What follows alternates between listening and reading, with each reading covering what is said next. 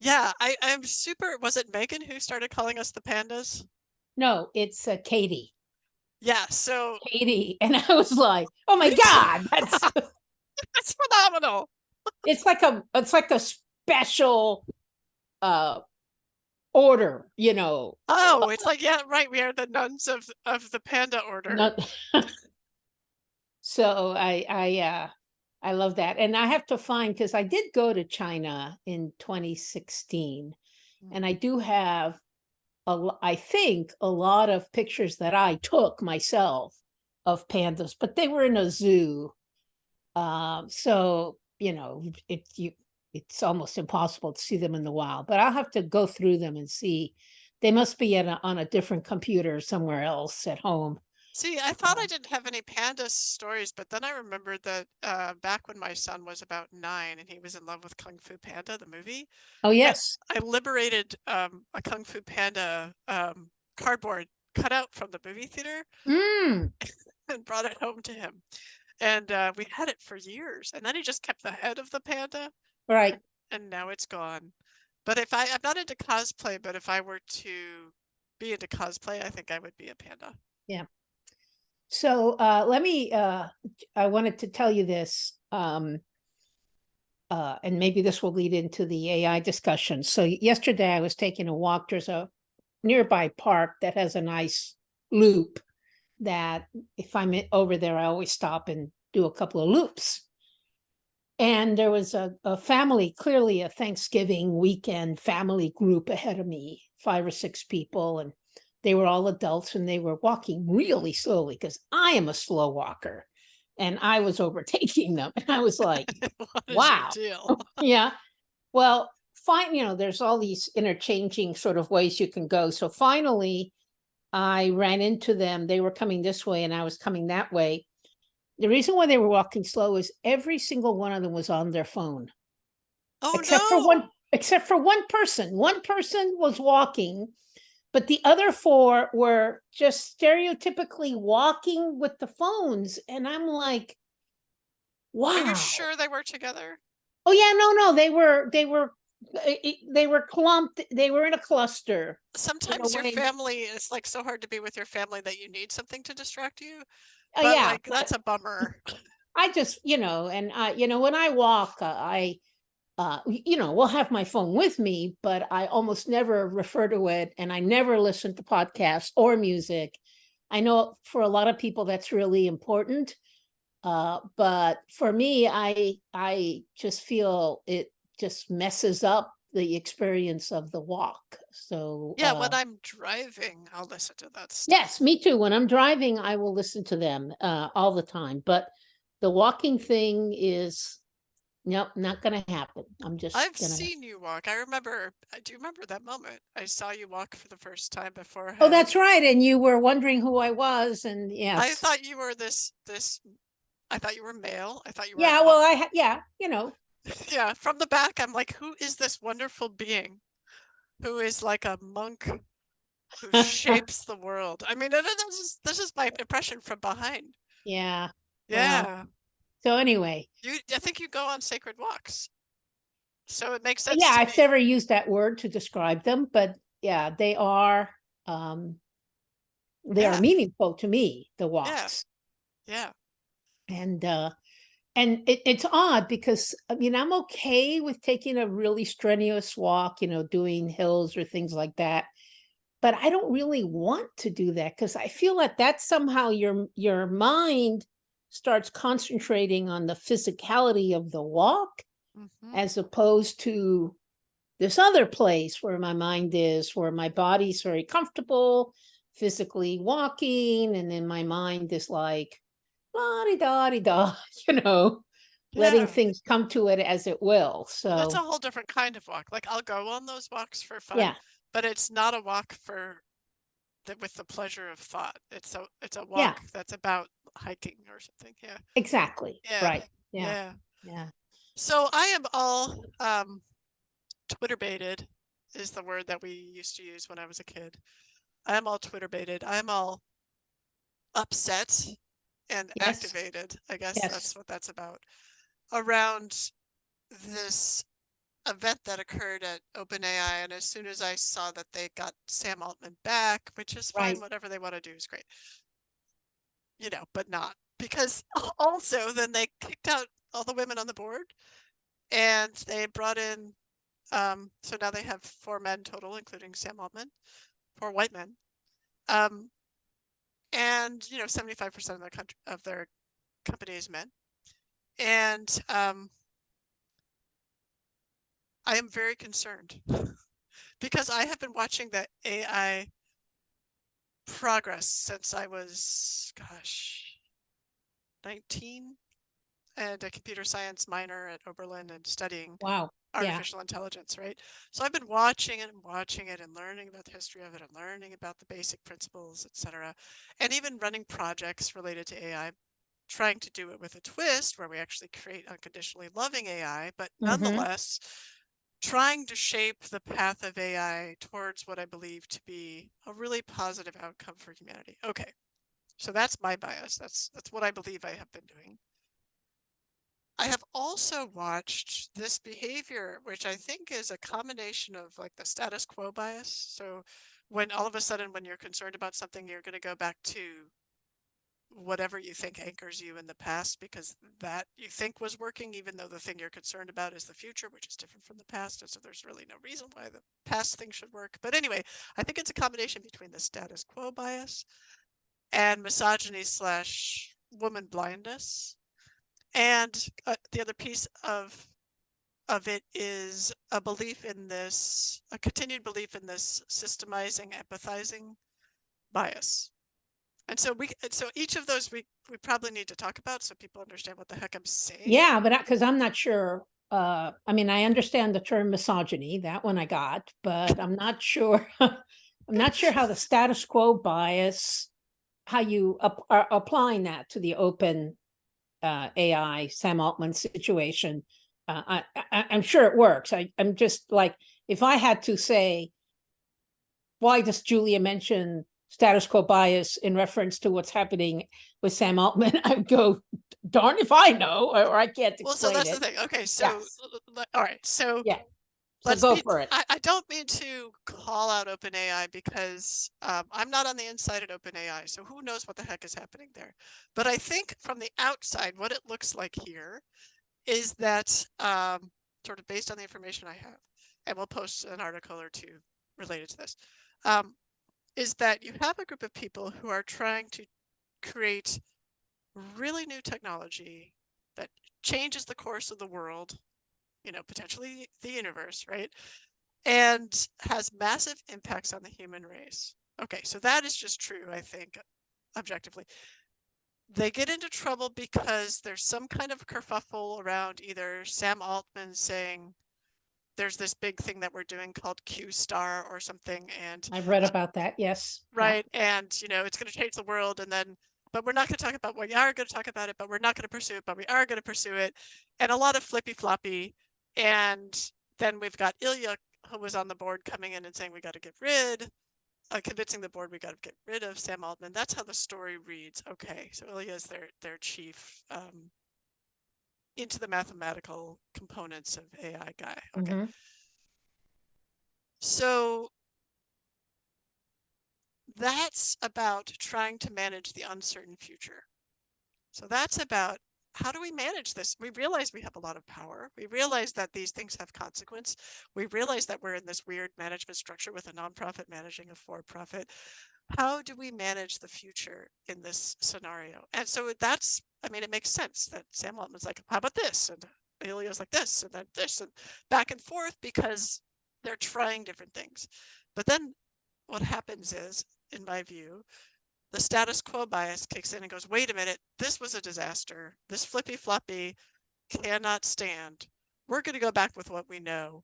We know white men who are involved in the business of technology. We know, Larry Summers, who, who, you know, comes in and believes he just knows the way to do things, and there's a sense of mastery and a sense of confidence, like prizing confidence above all else, a sense of sort of let's return to what was because that worked then. And it's like, I get it now. Yeah. Yeah. So that is not the way you want to go when you're dealing with a transformational So, technology. so they have to put it into kind of my words or a concept I like to use.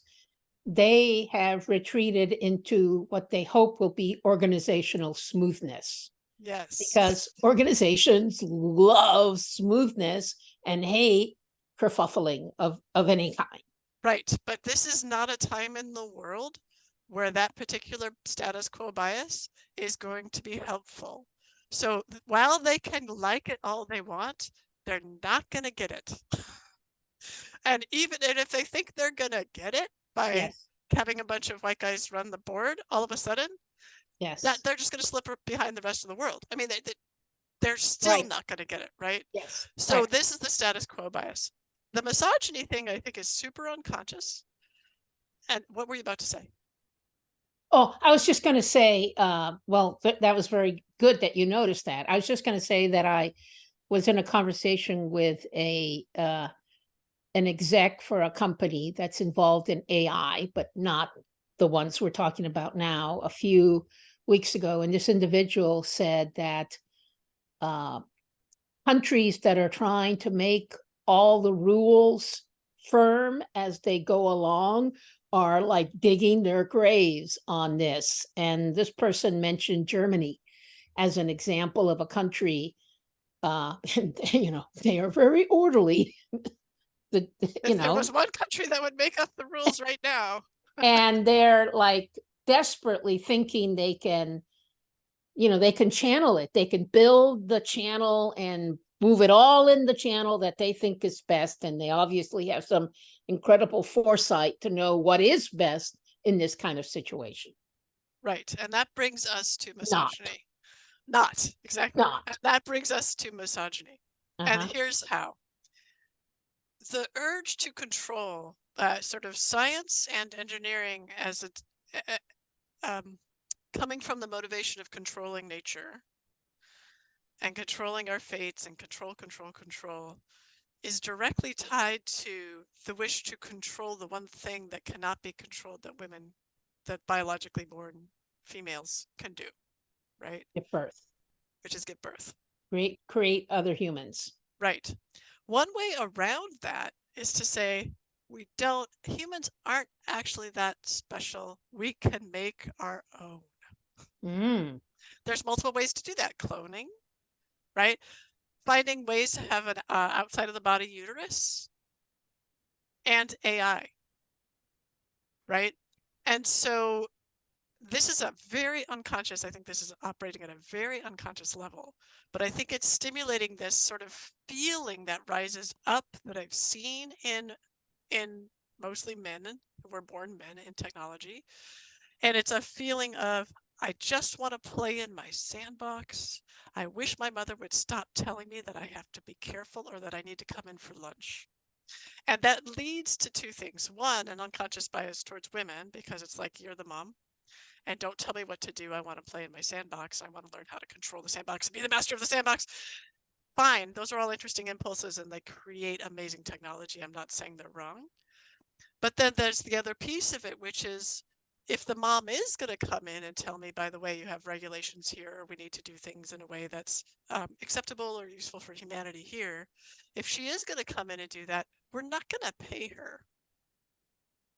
Like that's the job of the mom, is to be our moral voice and to rein us in, but we will not pay her. Yes, that's right. And so they get kicked off the board. They do not get hired because they're just going to give advice and be like, because they love to keep the world in a really good place and they love to spend their time and energy, healing humanity when it gets fucked up again. So it's just like, sorry, that is also the status quo bias. So that is also having to change. Then the last piece is this systematizing, empathizing bias, which Larry Summers is deep in, which is, in my opinion, which is this idea that people can be either systematizers, so analytical thinkers, or they can be empathizers, but really you can't be both. This is this fantasy that you can't be both. And so I find this a lot. As you know, I've been talking to different recruiters at different agencies, largely intelligence agencies, because I'm looking for a job, right? And one of the biases that I continually notice is Like if I'm in that particular conversation, if I'm leaning on my people skills, they think, ah, she's got these great people skills, you know. And then when I bring up the technology, there's a feeling of they don't want to ask any questions about that because they're like, probably don't know much about technology, right? Or if I go in Mm, there as a technologist, they're like, oh, maybe we could fit you in this area, but not as a leader because, of course, you'll lack people skills. right. So there's a not seeing of this need and therefore not believing, right, that if a woman comes in, that she could have the technical skill as well as the business acumen or people skills or strategic skills with people that are in teams, which is what's needed. So anyway, I think those three biases together are basically, as this wonderful Guardian article put it, um, basically suppressing or dampening the voices of the godmothers of AI. Yes, right. So can I offer a few reactions to that? Yeah, that was just a big No, it was very party. good. It was a It party of was very ideas. good. Well, I coincidentally, but you would think not coincidentally, I would. uh, I've been reading a book. I just started it, so I'm 3 long chapters into it. It only has 12 chapters, so I'm into it. It's called The Woman's History of the Modern World by Rosalind Miles. Hmm. And it starts, the modern world for her starts with the French Revolution.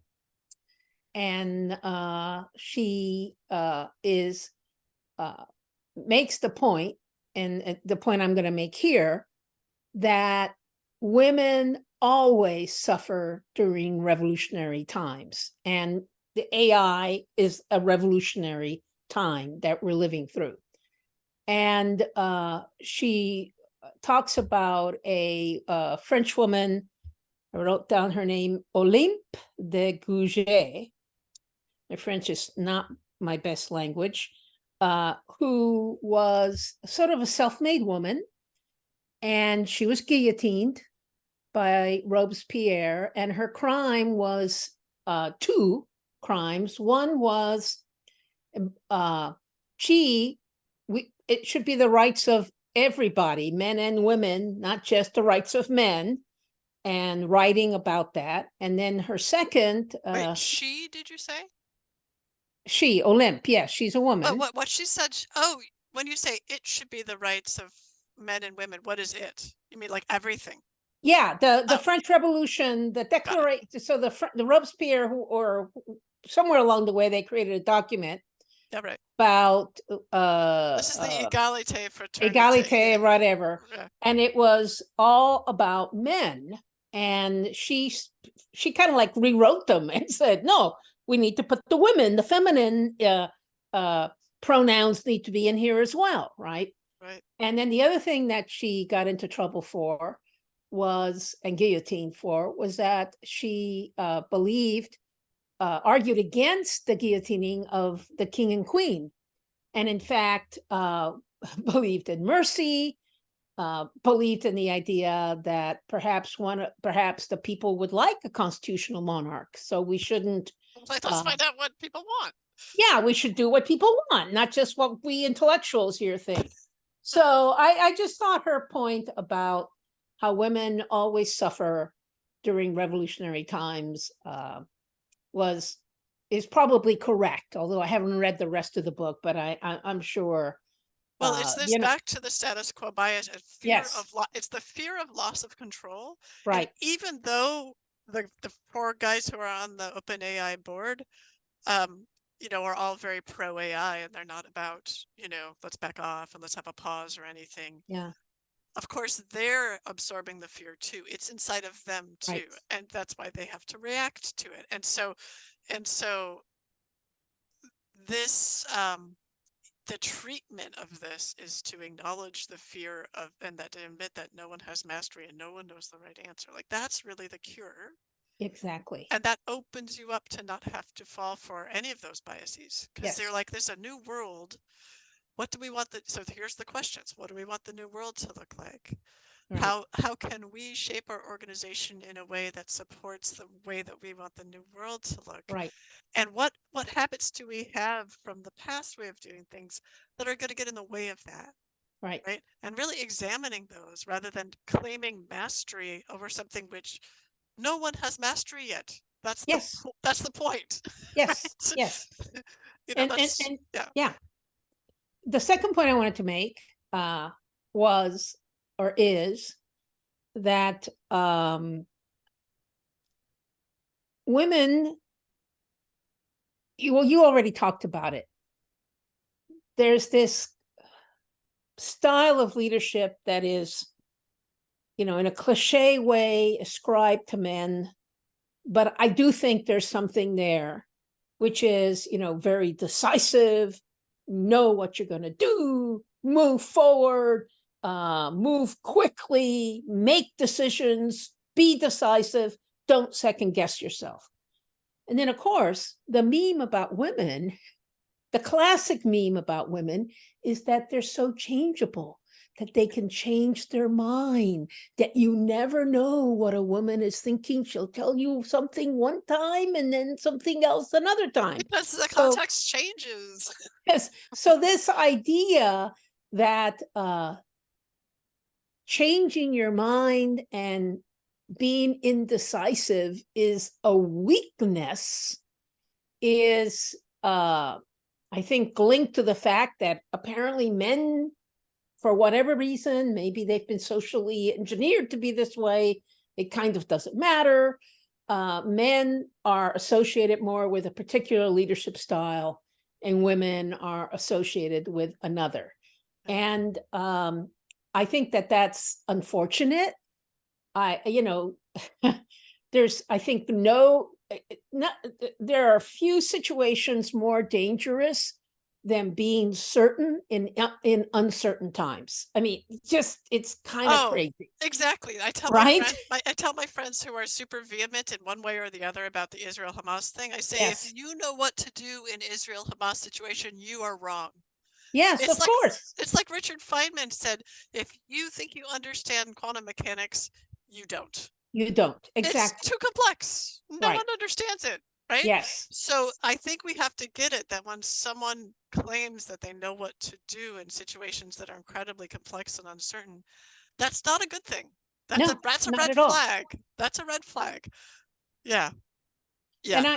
And I recall several times in my career at CIA where you could tell that let's say a policymaker, when we had provided them with analysis that very strongly indicated that continuing with that policy would be dangerous and that we needed to adjust or change our policy, that the policymaker, and in this case it was a man, you could tell, in fact they expressed it, that if we change our minds now, we will be seen as weak. And Oh you hear God. that all the time in I foreign policy conversations. I And it know. drives me nuts It's like because you have to cut it out. it's crazy. It's crazy talk, right? Yeah, also the world has moved on from Yes. 1952. So, Yeah.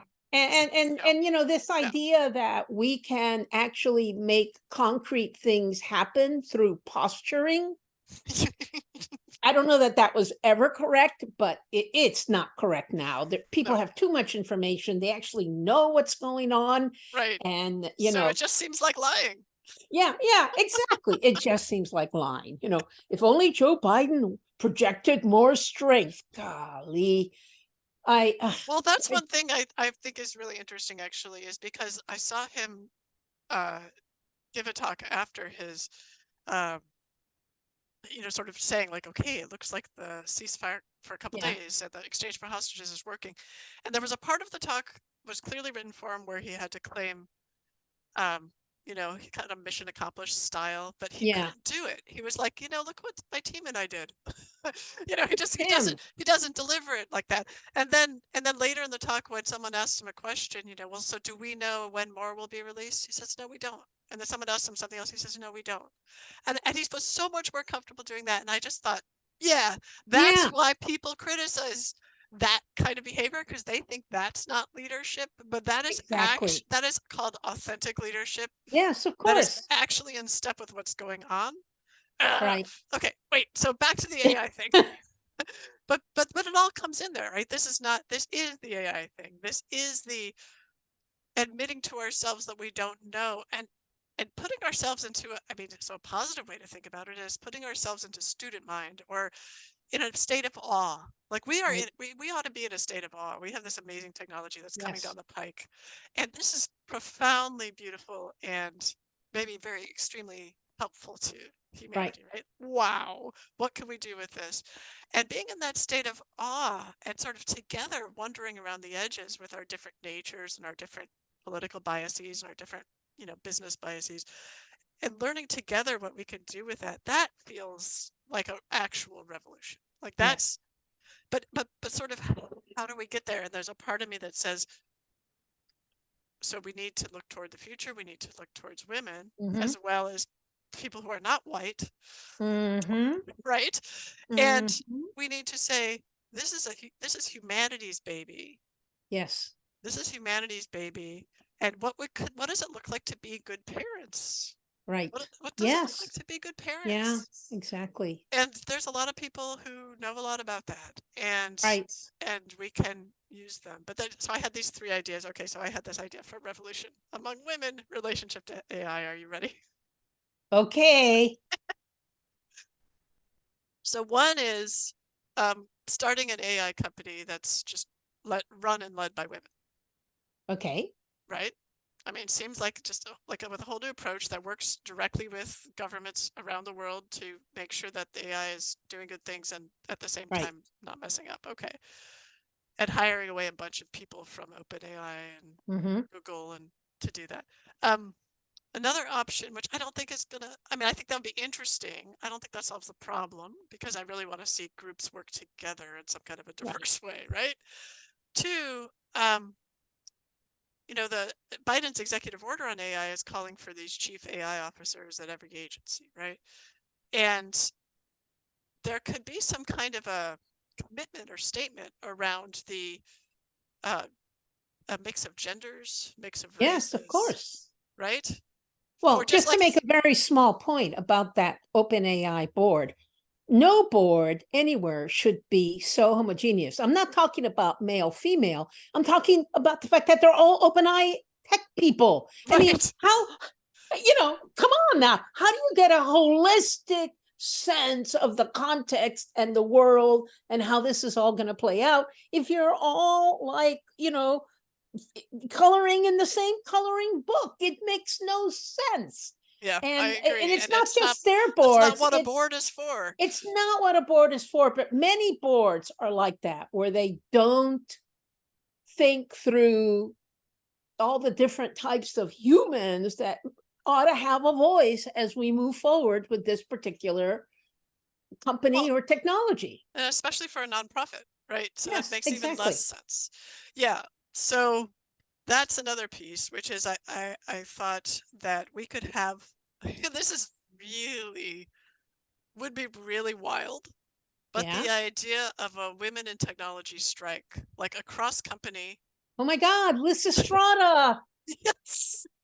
No, I'm serious. Like, just like All right, until, for our listeners who may not get the Lysistrata reference, it's a famous Greek play by Aristophanes, where to get the Greeks to stop fighting their little wars, the women of Greece decide to go on a sexual strike. yeah, they're not allowed, they will not have sex with their soldier husbands or even their Yes, non-soldier exactly. husbands. And they're like, you figure out how to make this war stop. That's your Mhm. business. We're not having sex with you. Yeah, exactly. Yeah. So I kind of think a strike, whether it's don't show up for work or don't have sex, whether it's male or female or any gender, I kind of think something like that might be in order. And the demands would be like, first of all, expand the OpenAI board for God's sake. Right, Second, that at least half of the chief AI officers right, in the US government should be women. I won't say right, female, I'll say women. So people who yeah, identify as women. I right. I think that would be something to talk about. Yeah, no, I mean, I think you, you've been saying a lot that we don't know what's going to happen. It's tremendously uncertain. And I agree with that. But yet, when I think about AI, and really when I think about the 69 years that I've lived, I almost feel like there's a plot. I don't mean like a conspiracy. I mean like there's a thread you can pull through. And it almost feels to me like there's that the story's already been written, that the future already exists. And like you like to say, we're being pulled toward it. We're And I being pulled recall, toward it. yeah, For and sure. I recall when I associate this with being in the fourth grade. My favorite comic book, because I collected comic books. I lived in Germany, so there was no other real entertainment on a military base in Germany for kids except to go to the Saturday matinee and collect comic books. So my favorite was Magnus the Robot Fighter. Ooh. And it existed in 4000, my memory tells me it was 4000 AD. And the humans had just, it was like the Battlestar Galactica plot well before Battlestar Galactica. Humans had created machines that were intent on killing humans, and Magnus and a small, plucky group of humans were the robot fighters, and they had a couple of robots who were their friends, or who had a didn't want to kill all the humans. And I remember just being completely fascinated by the ideas in that comic book. I've looked through my small stash of comic books that I have, and I can't find it. But my point is, I it's a long kind of meandering aside, but my point is that for me, it just feels like we are moving toward a future that has already been uh, roughed out. Yeah. We're filling in the details, Yeah. but Yes. I feel like that's how time works, as there's these Mhm. landmarks, and there's I don't know, the Sears Tower. Willis Tower. When I was a kid, we called it Sears Tower. And there's Capitol Hill, and you can go on a tour of both, and you can go between them, and they're going to stay there. How you get from one to the other on your little trip is sort of your path, right? Right, I right. feel like that is how it works, and one of the landmarks is getting to artificial general intelligence. Yes. And so, of course, we're going to get there, and we may already be there. I mean, it's debatable. It's debatable what even we mean by general intelligence, since humans are so diverse. But but how we get there is so important. Yes. And if we're being pulled from the future, it feels to me like where the free will is, or where where the choice is in our, it's in us, like it's inside of Hmm. us. Like it's in Hmm. this forbidden zone of Yes. the internal space. Mm. How do we situate our emotions and our minds in relationship Yes. with this very Right. next event? And Yeah. that internal space is sort of the, like when you talk about operationalizing definitions, and the whole world of psychology Hmm. is into operationalizing definitions. The reason they're into operationalizing definitions is because you're not supposed to view things from inside. You're supposed to, everything's supposed to be external. You should be able to figure out everything from the outside. We're not supposed to actually have subjective experience. So that Mm. has lined up. I've seen that over the last 3 decades, lining up with the progress of AI, so that Hmm. how will we know if it's real, um, or if it's really intelligent or whatever, if it's really thinking? It's like you don't let yourself ask human beings if they're thinking, because that doesn't count. So by definition, you're not going to be able to know if this thing is thinking, because that Right. doesn't count either. Right. So it's this denial of the inner space, the denial Yes. of the subjective Right. and the receptive, which I call the female, Mm. um, or the feminine, let's say, that has been going on with every step as AI has been developing. Mm. And so don't know how much of it's unconscious, but it sure feels to me like I'm not criticizing AI in any way. I've been part of the development of AI. I think there's crucial things that need to happen with AI. I think the two big things that need to happen, in my view, are to really focus on nonverbal communication that communicates to the inner state, the inner space, and also to treat AIs instead of as service animals, more like students who are learning about us, so they could be in a state of awe and model the state of awe for us. So those are some big changes that I think need to be made sort of in the frameworks. So anyway, I'm not criticizing it. I know it has to move forward. But the way we get to AGI could be very different if we started to take into account multiple points of view about what actually we're doing this for. Because if we're doing this for control, that we know that that's a whole different story that will fail every Yes. time. Right. Right? Versus the Right. story of discovery, of self-transcendence, of love, right? Yes. So anyway, the future pulls us towards, but the way in which we respond is Right. what's powerful. Right. Right. Well, that was satisfying. That last few minutes that you discussed. I mean, it connected with me deeply. I felt, I could agree with that. Well, even Whoa. agreement is not the right word. I felt like I was within that. Yeah, your You inner know, your inner space it was within me. I was within that. like resonant. Yeah. Yeah, me too. I don't really know what I said. I think it was good. But you can listen to it Yeah. again.